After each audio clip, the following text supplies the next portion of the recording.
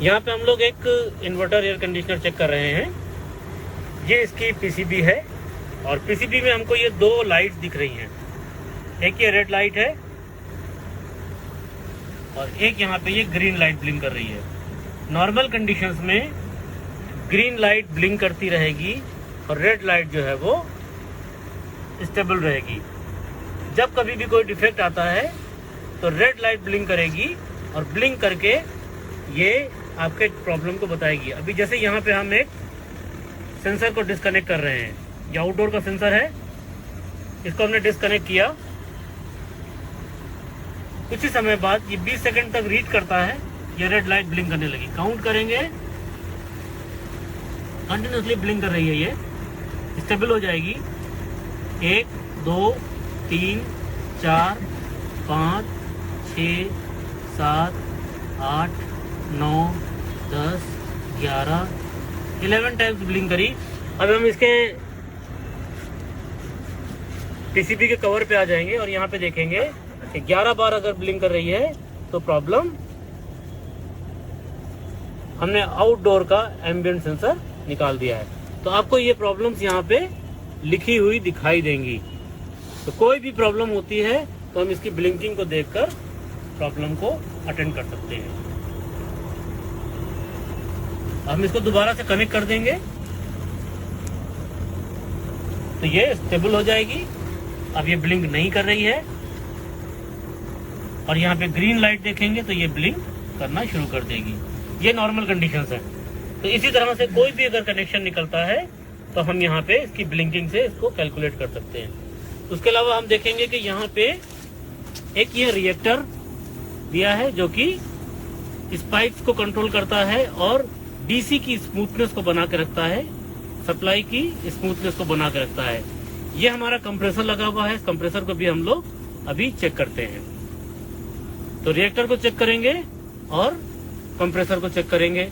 अभी हम लोग इसकी वर्किंग देख रहे हैं। ये हमारा एसी चल रहा है, प्रॉपरली काम कर रहा है। अगर हम एम्पियर मीटर को लगाएंगे तो यहाँ पे हमको इसके एम्पियर्स प्रॉपरली दिखेंगे। मौसम ठंडा है तो अभी हमको यहाँ पे बहुत कम एम्पियर दिखने वाले हैं। तो एक एम्पियर मीटर हम लोग यहाँ लगा के देखते हैं। फेस या न्यूट्रल में लगाएंगे तो देखिए अभी आपको ये 1.6 1.7 एम्प्स दिखा रहा है। क्योंकि अभी बाहर का टेम्परेचर 18-19 डिग्री के आसपास है, हम लोगों ने 17 अंदर सेट किया है, तो ये तकरीबन एक रेफ्रिजरेटर के बराबर करंट लेके ये हमारा एयर कंडीशनर चल रहा है। तो यही खूबसूरती है, यही खूबी है हमारे इन्वर्टर एयर कंडीशनर की कि जितनी जरूरत है उतनी ही रिक्वायरमेंट के हिसाब से ये कूलिंग हमको देने वाला है।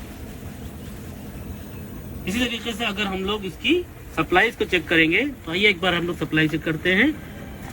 इसको हम वोल्टेज पर कर लेंगे और यहाँ पे हम वोल्टेज चेक करेंगे।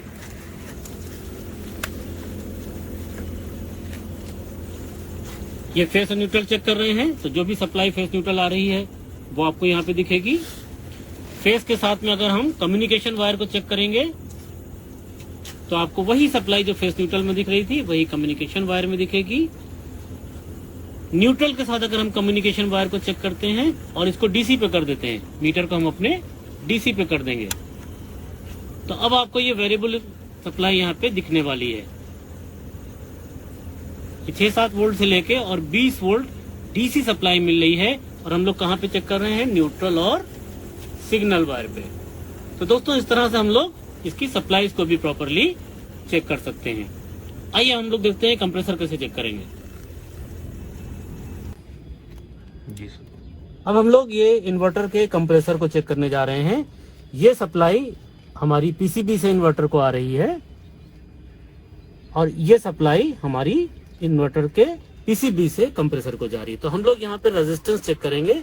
ये हमारा मीटर, अभी हमने ओम्स के ऊपर रेजिस्टेंस लगा रखा है। हम अगर यहाँ पे रेजिस्टेंस देखते हैं तो आपको रनिंग, स्टार्टिंग, कॉमन जैसी चीज यहाँ नहीं है। यहाँ पे 3 सप्लाईज जा रही हैं। हमारे पुराने कंप्रेसर में ये रनिंग, स्टार्टिंग, कॉमन होता था, लेकिन यहाँ पे तीनों की सप्लाई सेम है। तो हम यहाँ पे पहले चेक करते हैं। 2.6 2.7 ओम्स दिखा रहा है। दूसरी सप्लाई चेक करते हैं, सेम दिखाएगी,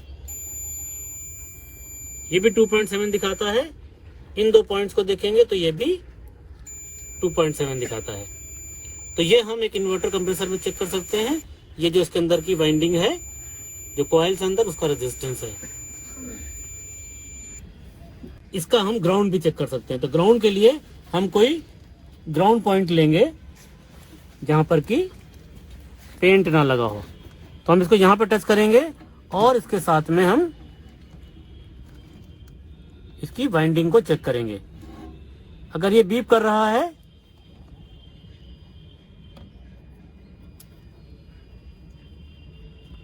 तो ये ग्राउंड हो गया। तो ये कंप्रेसर हमारा बिल्कुल ठीक है। इसका हम यहां से रेजिस्टेंस चेक कर सकते हैं। अब हम इसको दोबारा लगा देंगे और रिएक्टर को चेक करेंगे।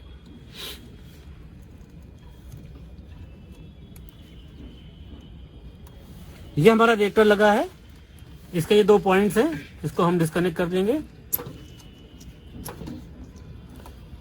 ये रिएक्टर हमारा नॉर्मली 1 या 1 ओम से कम का रेजिस्टेंस होता है। तो यहां पे हम देखेंगे